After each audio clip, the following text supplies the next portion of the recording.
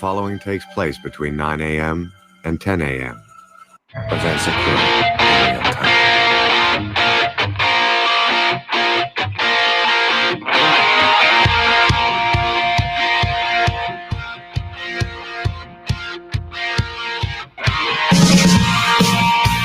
Good morning, everyone. Welcome to FPC Radio Live. It's Thursday, July. For some reason, I almost said January. It's certainly not January if you look outside the window. If you step outside, it's definitely not January. But it is July. It's July 22nd, which means, folks, training camps are starting to open across the NFL. Yes, that's right. Training camps opening, which means preseason, which means the NFL season is just around the corner. 49 days, in fact. 49 days away. From the start of the NFL football season when we get the champion Buccaneers, not the champion Bucks. We'll talk about them in just a minute. But the champion Buccaneers going up against the Dallas Cowboys. So, Mike, how you doing today, buddy? I'm doing well, bud. For the reasons that you mentioned, training camp is about to open up here in Foxborough for the New England Patriots. Less than a week away now, but training camps are opening throughout the NFL this week. Rookies are reporting. You're seeing rookie deals getting done. If you're a football fan, this is a very underrated, great part of the year for you because everything is in front of you. You have training camp in front of you. You have preseason in front of you. You got the regular season. All the hype, all the pomp, all the circumstance that comes with the NFL season begins right about now. And it really is a great time of year. It's a lot of promise. Teams that are hoping for contention are still in the mix. There's nobody that's been mathematically eliminated yet. Everybody has promise. Well, with the exception of give or take a few, I'm sure. Jets. But I'm sorry. I shouldn't say that. Actually, I really shouldn't. That may come back to that may come back to haunt me. But no, it really is a great time for football fans. Obviously, the NHL, the NBA have now wrapped up. Major League Baseball in full swing in the second half of the season. The Olympics starting tomorrow night. So a lot of, I should say, there's some, I guess there's some, things that are underway. But the opening ceremonies coming up quickly. Great time for sports right now, but a cautious time for sports too, because COVID is still kind of lingering out there as that potential spoiler for some things. So we always keep a sharp eye on that. But you're absolutely right. Good times. Focus on the good, bud. That's what we try to do here on FPC Radio Live. Exactly. We do enough bad on this show that we need to focus on the good here. We need to focus on the good. Like, you misspelled your name, Mike. How could you do that on the screen? See, you looked, though. You looked. You believed me for a second. Yes, I did. I was ready. I was ready to say, okay. When I looked this morning, I looked real quick, and I thought you forgot an A. And then I realized I haven't had enough coffee this morning, so that is on me. No, you mentioned the Olympics, and that's obviously something that they've already limited the fan, obviously eliminated the fans from the events, and there's still some question as to how efficient these are going to run, and if they're going to be done to completion, and we'll find out. And again, it's just kind of a stark reminder of the reality that we're still in, but. The NBA season did just wrap, which is obviously something that it was exciting for me. I mean, obviously we talk about all these sports, and I have to, you eventually have to rank them, and basketball and baseball are the bottom half of my top 4 rankings if you're going to do that. But it was refreshing, and it was nice to see this series, and I know it made it difficult for some. National outlets to cover it because it wasn't about LeBron James, and finding out that, you have to talk about more than LeBron James can be kind of difficult for some of these outlets. This was a phenomenal series between two teams that obviously had very long playoff, either championship droughts or had never won. Milwaukee obviously ending a very, very long playoff drought, a championship drought. So it was exciting to see. It was exciting to see a star like Giannis really, obviously I'm not going to say emerge because everyone knows who Giannis is. He's an MVP. This guy is a superstar in this league, but he was the superstar in this series, and it really showed. Obviously, at the end of the at the end of the series when he dropped 50 in Game 6. So I was excited for it. It was fun. I know I didn't watch probably as I guess as as intently as perhaps some people did, but it was still an enjoyable thing to do. And you know what? I like watching the end of series. So let's see the closing seconds of this. That makes it a 6-point. Booker turns, shoots, fires. Shot won't go. Tucker the rebound. And that'll do it. It's over. The Bucks have done it. Oh. Okay, I did not expect all that silly editing. I hate that when people... It's like when they put highlights out there and then they add like stupid... It's always stupid music in the background. It's like you're ruining the video. I want to hear subtle background noise. Think like NFL films, dun, dun, dun, dun, dun, dun, dun, that whole thing, like in the background, and then the voice, the soundtrack to the actual game, not some terrible song that gets played over and makes you just want to turn the highlight off. No, so anyways, I didn't expect that editing at the end. I thought it was just a full celebration. But anyways, I love watching stuff like that. I love seeing the conclusion of championship series for the most part. Yeah. Super Bowl 42 notwithstanding. Yeah, I've seen a lot of that pop up recently. I don't know why. It just rough. but it was great to see. Milwaukee obviously has been kind of knocking on the door for a while, kind of really pushing the limits as to how far that they can go. And it really just all came together for them. And congratulations! It's good for Milwaukee. I'll be happy for the Bucks. Certainly not for their football counterpart, but we'll get to them in just a minute because there's some stuff to talk about the Packers. But right now it's all about the Bucks. So congratulations to the Bucks. Without question, definitely congratulations to the Bucks. This was a refreshing NBA Finals to watch, and you mentioned for that same reason. You didn't see the super team. You don't see LeBron or the bona fide, superstar. I mean, Giannis is definitely a superstar, and he's one of the best players in the league. Deserves that title, deserves that moniker, and he played like it in this season, in this series especially. But you didn't have that necessary super team, that Warriors team that just was so well stacked, or even the Lakers team that won last year with LeBron and Anthony Davis. That superstar type franchise that has all of the banners and all of the pomp and circumstance. Milwaukee Bucks, it's been a while since they've been a strong contender. Like you said, they've been knocking on the door for a little bit, but bringing them back to national prominence is something that will make Giannis a legend in that area. And Milwaukee, I think, is an underrated sports town. I mean, a lot of people look at Wisconsin, they automatically think Green Bay Packers, nothing else. Brewers fans are very passionate about their team.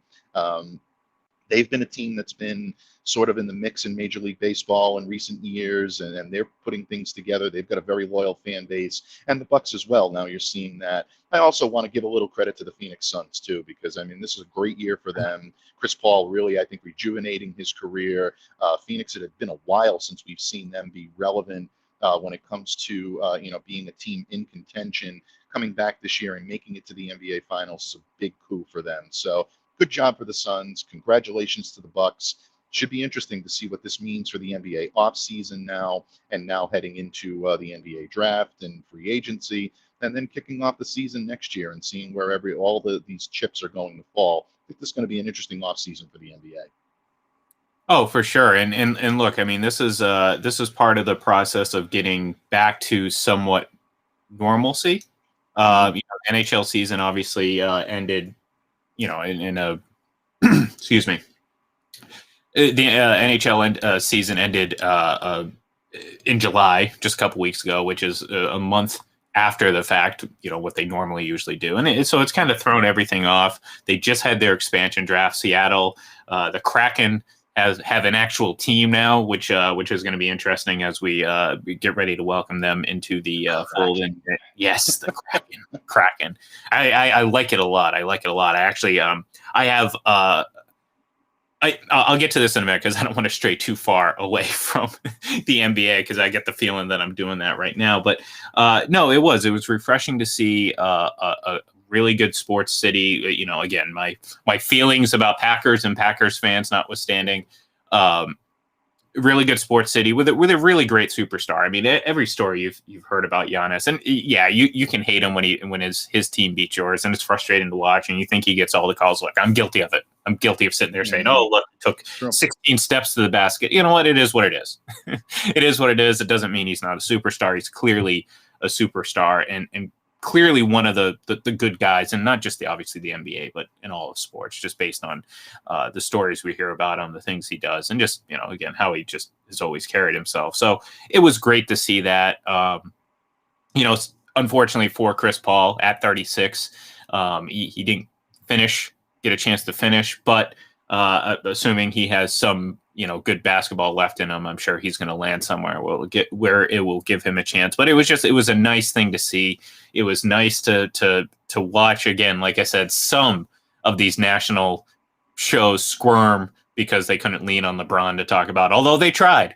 I remember the topic of the Giannis block coming up, and I just thought, I was like, oh man, I'll give it 30 seconds maximum before they end up shifting this into the conversation about LeBron's block. And I underestimated. They went about 15 seconds before saying, is this comparable to Bron? No, LeBron's was this, LeBron's with that. And then it's LeBron, blah, blah, blah, blah, blah, blah.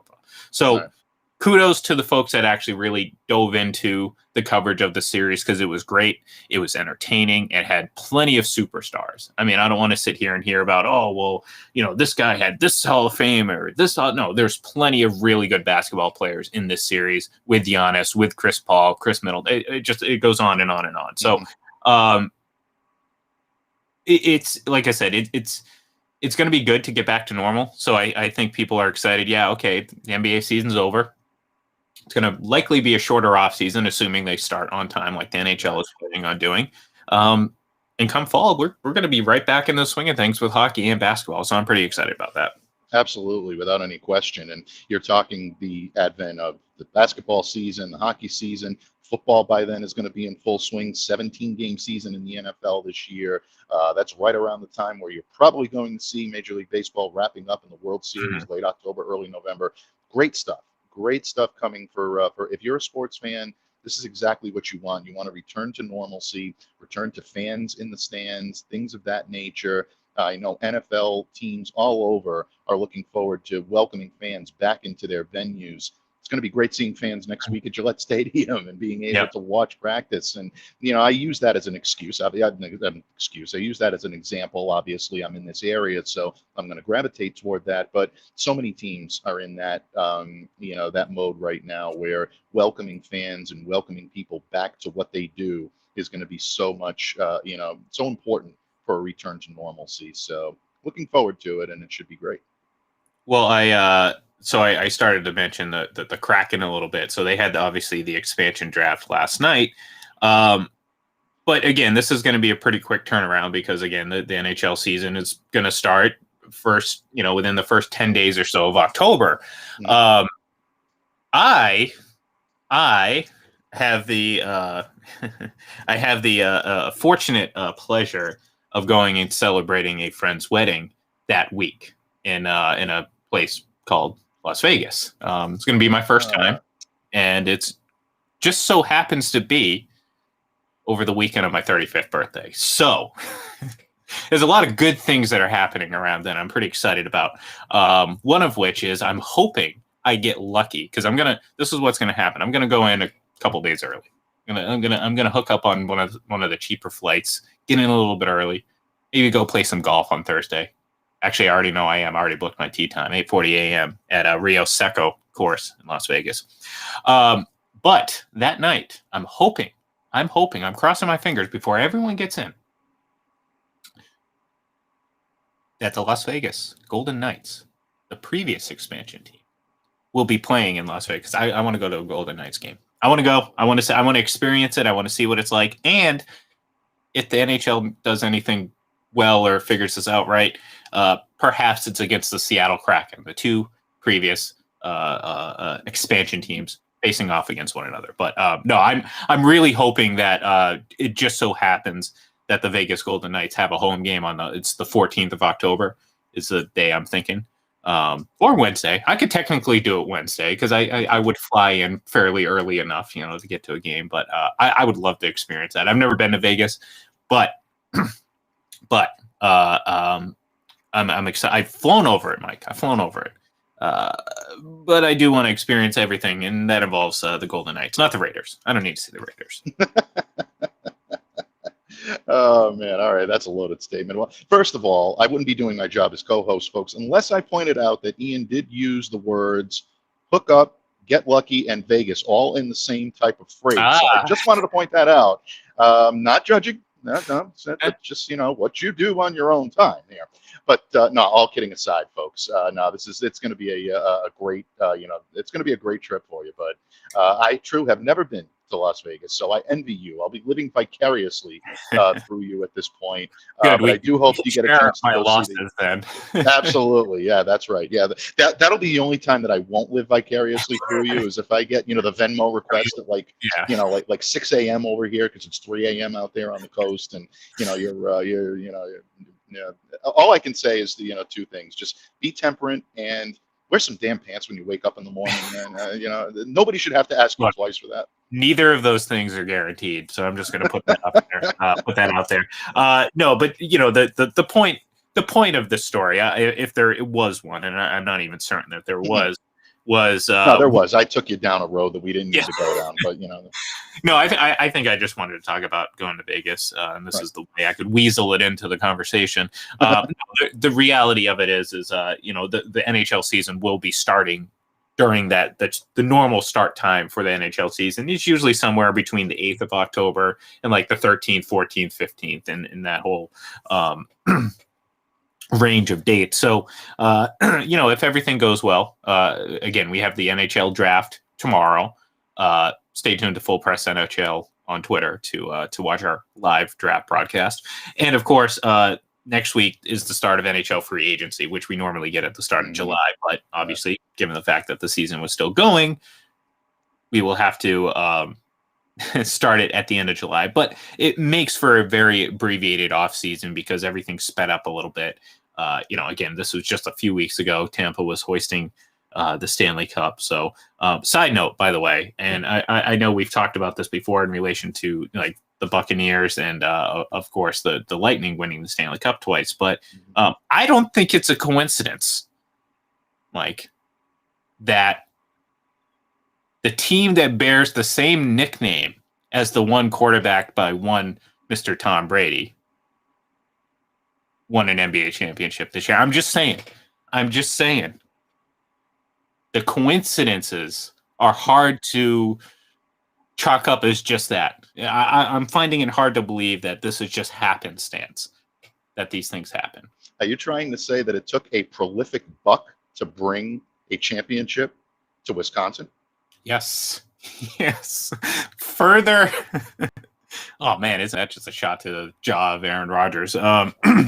Actually, I mean, I guess being a part owner, he finally got that second ring he's been so desperately seeking. No, I don't want to pile on him right now. No, look, it's obviously silly to suggest that. I mean, that's going a little absurd. The transference of energy from the Bucks to the Lightning, that's one thing. From the Bucks to the Bucks. I mean, okay, look, I'm not saying it's not possible. Anything's possible.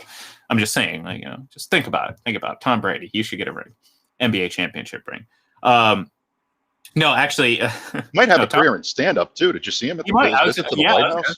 I was going to say, cracking one-liners like Rodney over there. Oh, Mr. President. If there was ever look, there's so many dominating years in Tom Brady's career, but I've never seen so many dumb narratives get absolutely torched to just such a degree that you can't even twist and turn these anymore to suggest to keep your thing going. And by that I mean, we heard he can never win without Belichick. Oh, he's a system quarterback. Oh, he needs this, he needs that, blah blah blah blah blah. Well, he's this, he's that. He goes out, he wins a Super Bowl his first year with the Bucs. All that wiped. And then the hat. Everyone talked about the hat. The damn MAGA hat. Make America Great Again hat. In July of 6 years ago, Mike. 6 years ago. long before Mr. Trump was elected, long before any of this nonsense, during the time when celebrities were still kissing his boots, by the way. One day Robert Kraft put a hat in his locker, and he made some comment about how it would be great to have a putting green at the White House. And all of a sudden, Tom Brady was the card-carrying first member of the right-wing movement, the biggest Trump supporter of this, the biggest Trump supporter of that. And the only thing people could ever scrape together was the hat and that damn photo from like 2002 before Tom got all that facial surgery and he still had that butt chin. And he's sitting there at the Miss America pageant next to Donald Trump, because that's what Donald Trump does. He mingles with successful people.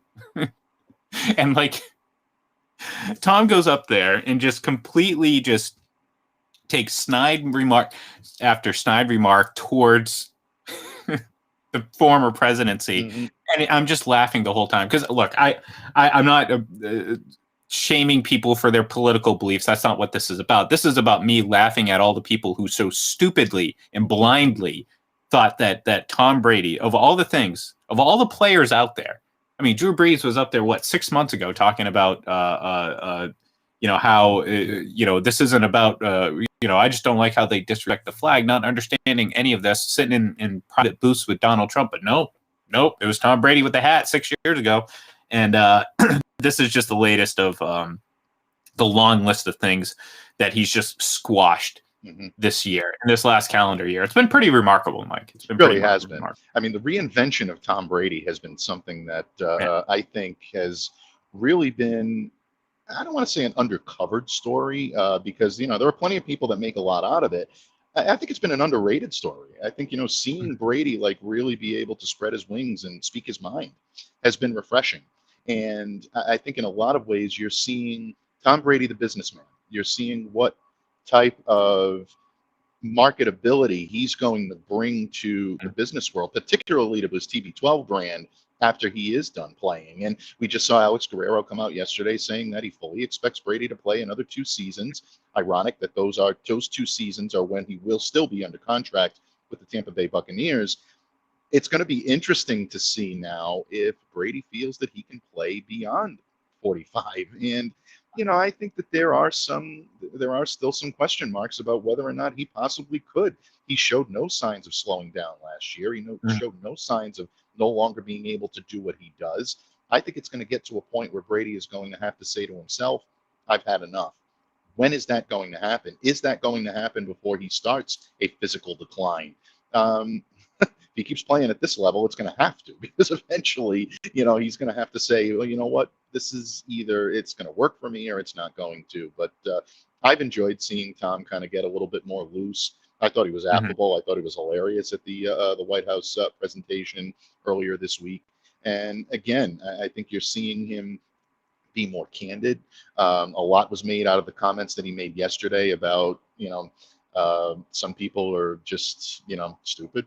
Some people are just, really, I think you would never see the New England Tom say this, but you have seen the Tampa Tom come clean and say this. I think he's gotten to the point now where he feels he needed to speak his mind. And I think it only solidifies the fact that he was looking for additional opportunities and just an additional beginning somewhere else other than New England.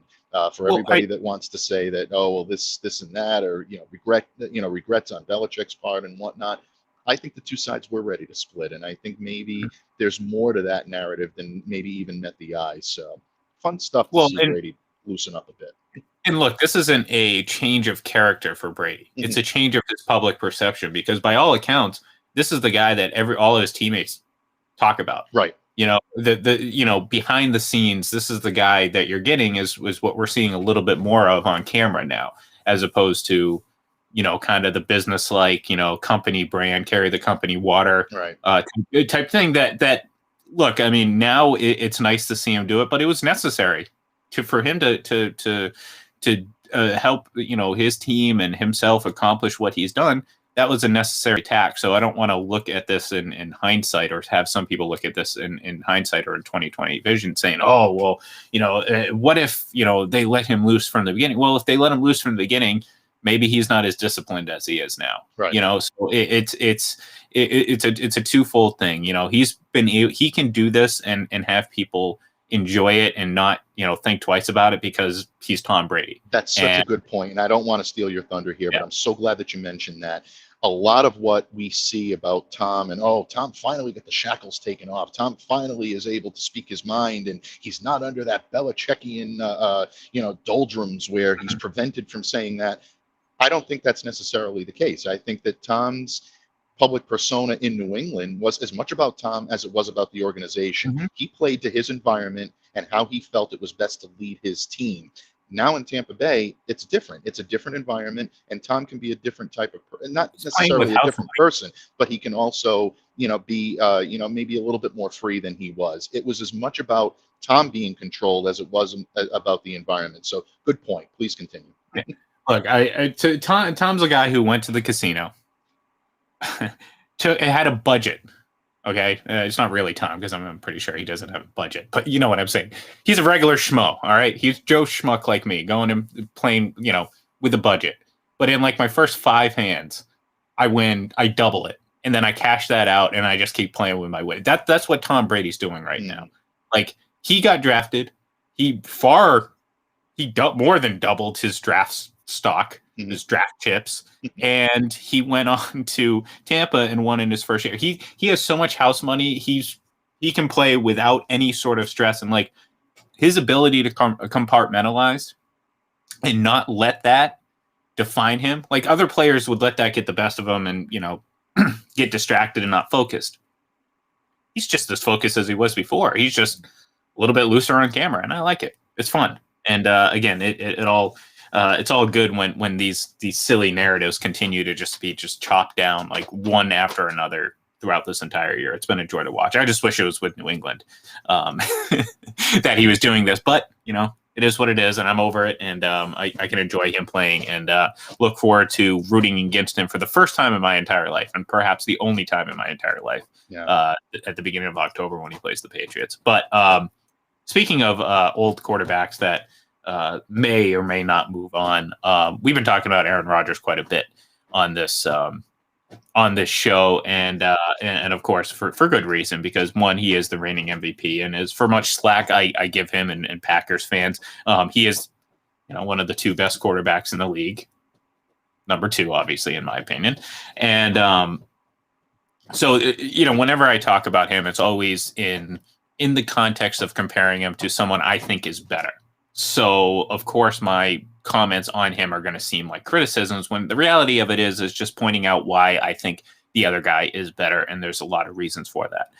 But that's not what we're talking about. We're talking about apparently, got a little tweet up here. I'm trying this out, see how this looks like on screen.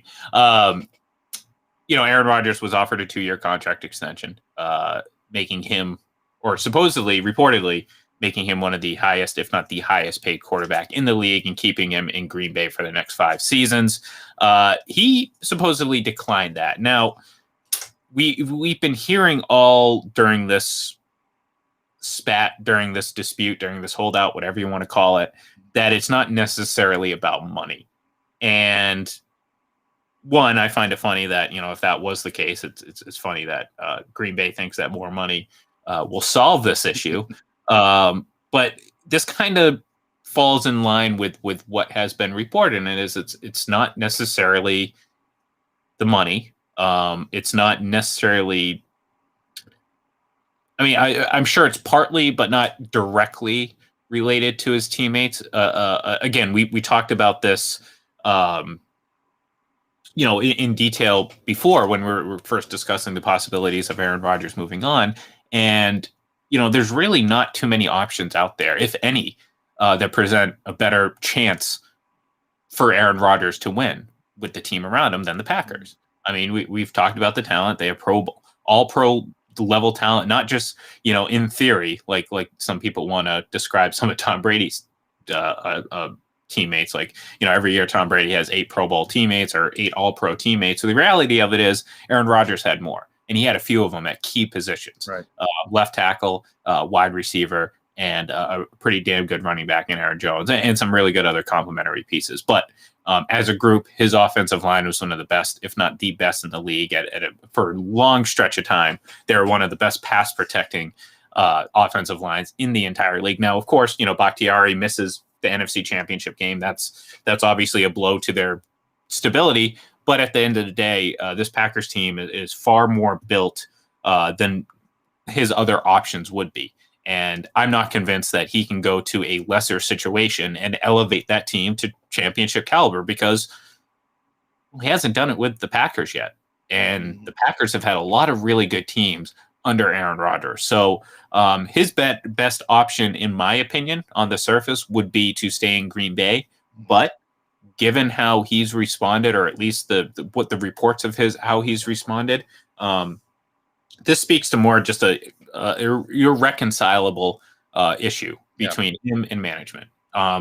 Because you look at it, like, I don't think he has any personal issue with his teammates. I don't think he's feuding with his teammates. I think he has a fairly good relationship with his coach. If he didn't, then, well, again, maybe you start to look at Aaron Rodgers as the problem, because now that's another coach that, he didn't, see eye to eye with. But, I haven't heard anything about that. By all accounts, he gets along with LaFleur. I know he recognizes that there's not that many better options out there for him in terms of what teams he can go to. Like Denver, yeah, that's a nice team, but are they on the level of Green Bay and the NFC? Absolutely not. They may compete for the division, maybe. Yeah.